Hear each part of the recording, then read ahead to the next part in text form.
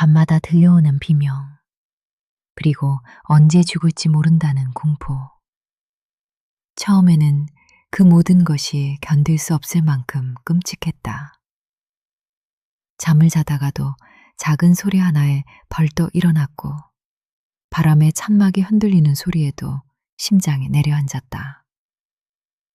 어디선가 피냄새가 나면 속이 뒤집혔고, 시체를 볼 때마다 다리가 굳었다. 하지만 사람은 생각보다 쉽게 적응하는 생물이었다.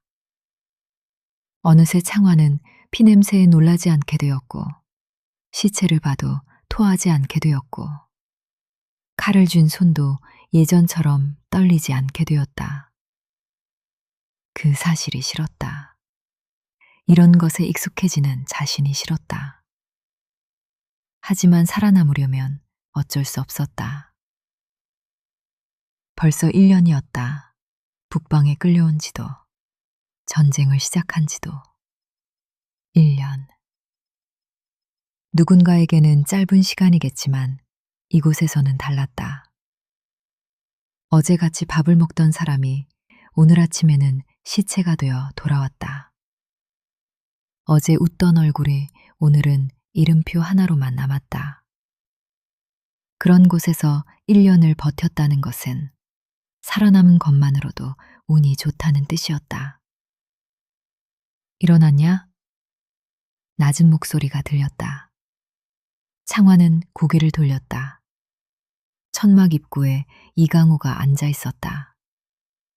강우는 한쪽 무릎을 세운 채 갑옷끈을 조이고 있었다. 갑옷 곳곳에는 깊은 흠집이 남아 있었다. 칼에 긁힌 자국, 창끝에 찍힌 자국, 화살촉이 스쳤던 자국. 그건 갑옷만의 상처가 아니었다. 강우의 몸에도 같은 흔적이 남아 있었다. 팔, 어깨, 등. 전쟁이 남긴 자국이었다. 형.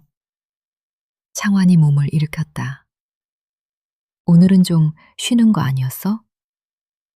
강우가 피식 웃었다. 전쟁터에 쉬는 날이 어디 있냐. 어제도 싸웠잖아. 그러니까 오늘 다 움직여야지. 굳으면 죽어. 창환은 작게 한숨을 내쉬었다. 형은 그 말 참 쉽게 한다.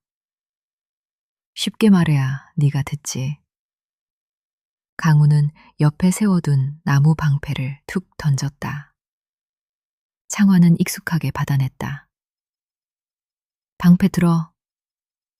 또? 또. 진짜 너무한 거 아니야? 전장에서 너무한 놈 만나면 그렇게 말해봐라. 봐주는지. 창환은 입을 다물었다. 할 말이 없었다.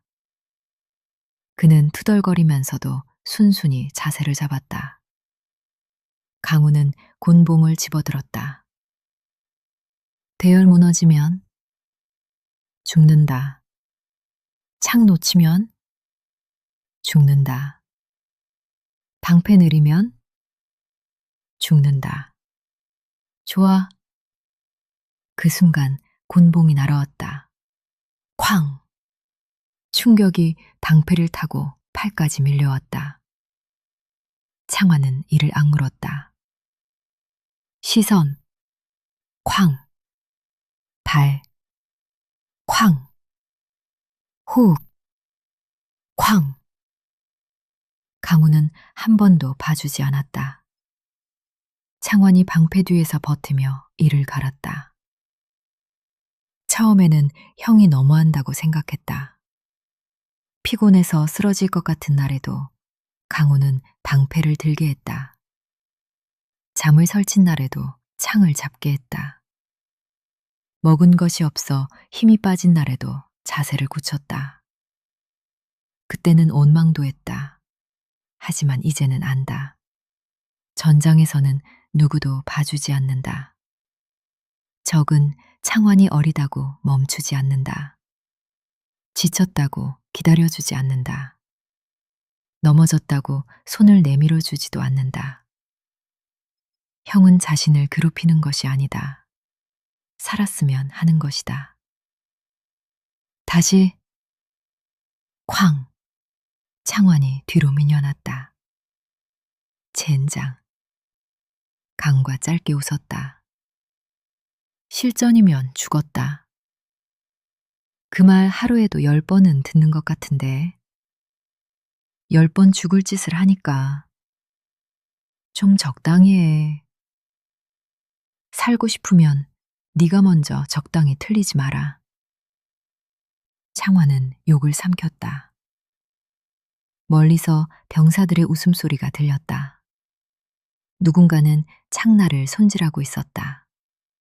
누군가는 찢어진 갑옷끈을 다시 꼬매고 있었다. 누군가는 벽에 등을 기대고 눈을 감은 채 숨을 고르고 있었다. 겉으로는 평화로워 보였다. 하지만 모두 알고 있었다. 이건 휴식이 아니다. 다음 전투까지 주어진 잠깐의 유예일 뿐이다. 그때였다. 멀리서 북소리가 들려왔다. 쿵. 강우의 표정이 굳었다. 주변 병사들의 움직임도 동시에 멈췄다. 창환 역시 곧바로 알아차렸다. 저 소리는 식사 신호도 아니었다. 훈련 신호도 아니었다.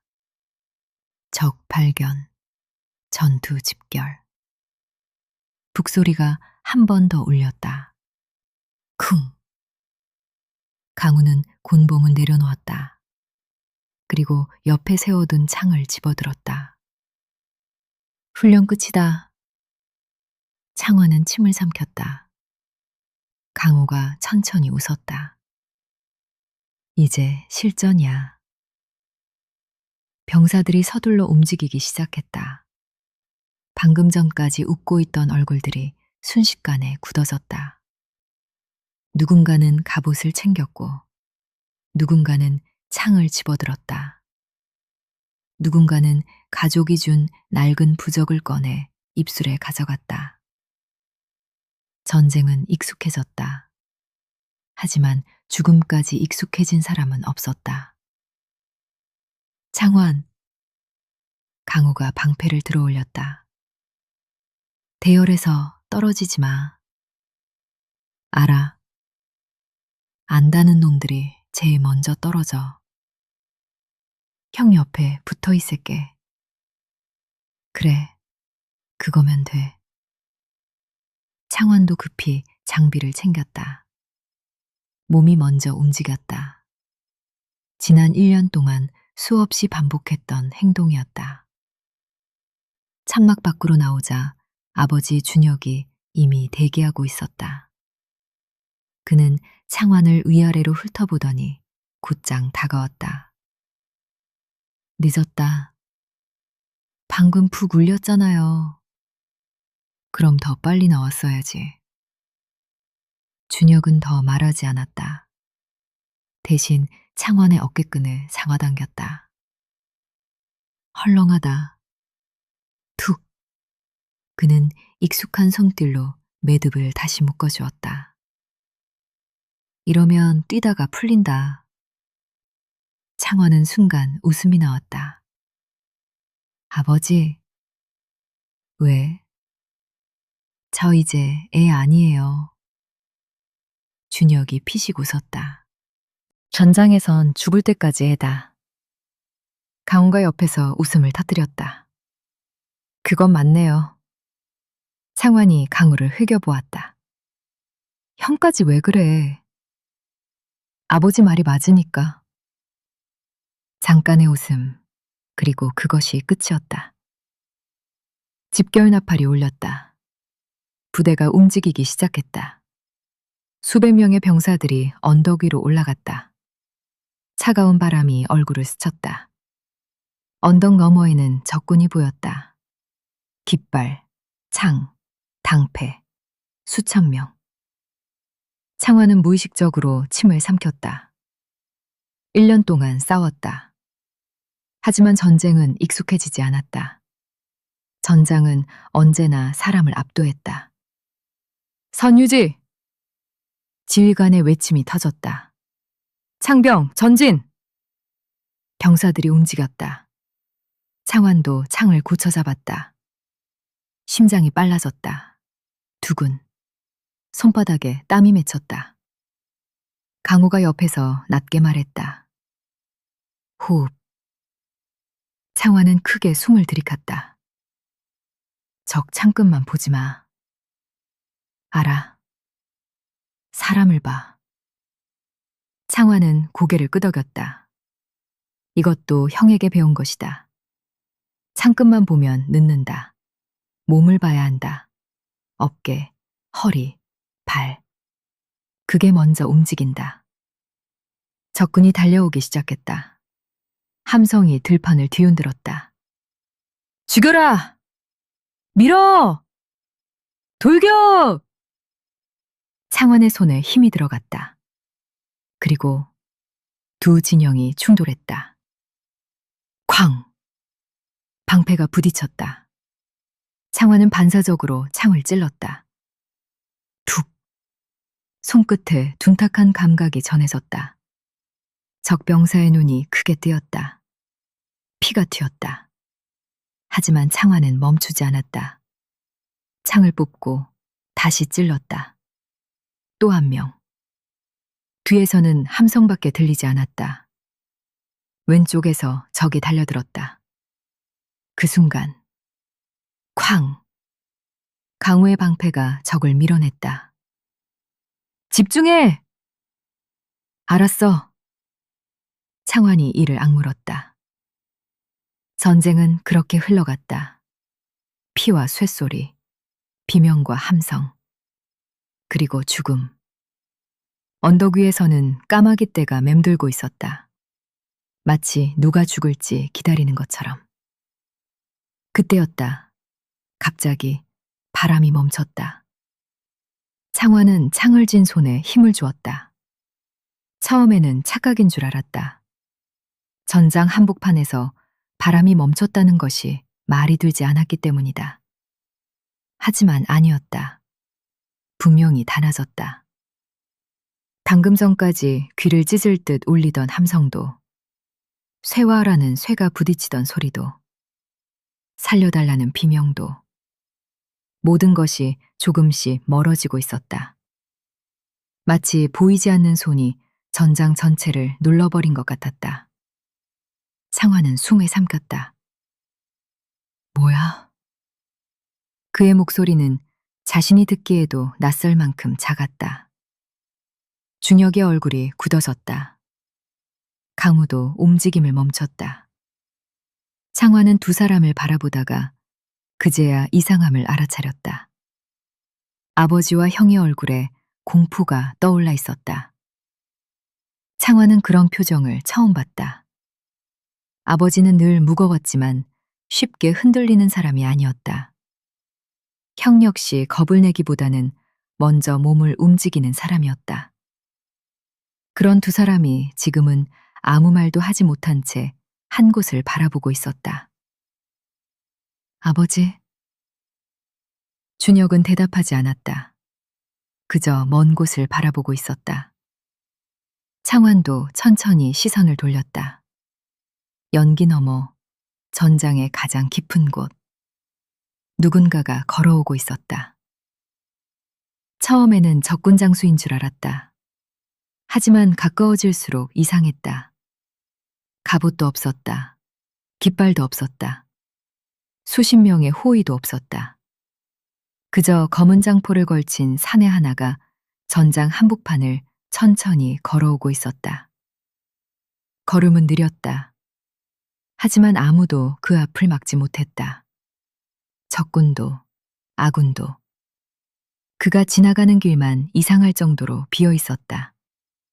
마치 사람들 스스로 길을 내주는 것처럼 보였다. 창환은 눈을 찌푸렸다. 누구지? 주변 병사들도 하나둘 움직임을 멈췄다. 적 장수인가? 아니야, 장수면 호위가 있어야지. 그럼 뭐야? 웅성거림이 퍼졌다. 그때 창환 옆에 있던 노병 하나가 얼굴을 굳혔다. 그는 사내를 알아본 듯했다. 설마, 핏기 없는 목소리였다. 설마, 저자가 왜 여기 있지? 창환이 노병을 바라봤다. 아저씨, 아는 사람이에요? 노병은 한동안 입을 열지 못했다. 입술이 말라붙은 것처럼 몇 번이나 움직이다가 겨우 소리를 냈다. 무리민이다. 순간 주변 공기가 더 무거워졌다. 무리민? 말도 안 돼.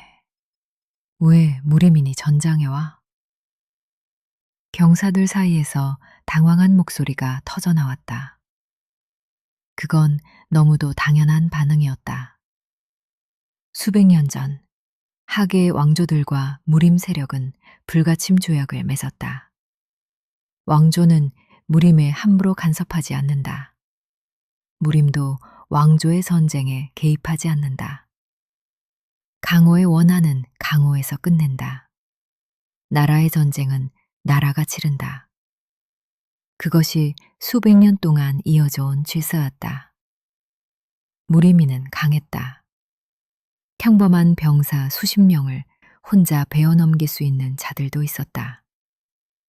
그런 자들이 국가의 전쟁에 끼어들기 시작하면 전쟁은 더 이상 군대와 군대의 싸움이 아니게 된다.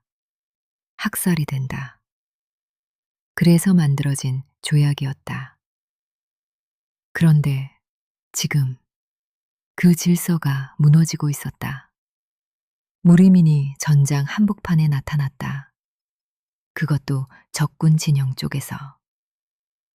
준혁의 얼굴이 처음으로 완전히 굳어졌다. 좋지 않다. 강우가 낮게 물었다. 정말 무리민이에요? 저 기세가 그냥 사람으로 보이냐? 준혁의 목소리는 낮았다. 창화는 다시 검은 장포의 사내를 바라보았다. 기세. 그 말이 무엇인지 정확히 알지는 못했다. 하지만 느낄 수는 있었다. 저 사내가 가까워질수록 숨이 무거워졌다. 심장이 제 박자를 잃었다. 손끝이 차가워졌다. 적군의 창끝보다, 날아오는 화살보다 저 사내 하나가 더 두려웠다. 강과 이를 악물었다. 불가침 조약을 어긴 겁니까? 아직은 모른다. 준혁이 고개를 저었다. 하지만 저 정도 인물이 이유 없이 전장의 모습을 드러낼 리 없다. 그럼 강우는 말을 끝맺지 못했다. 그 순간 검은 장포의 사내가 걸음을 멈췄다. 바람도 함께 멎었다. 마치 전장 전체가 숨을 죽인 것 같았다. 사내는 천천히 시선을 들어올렸다.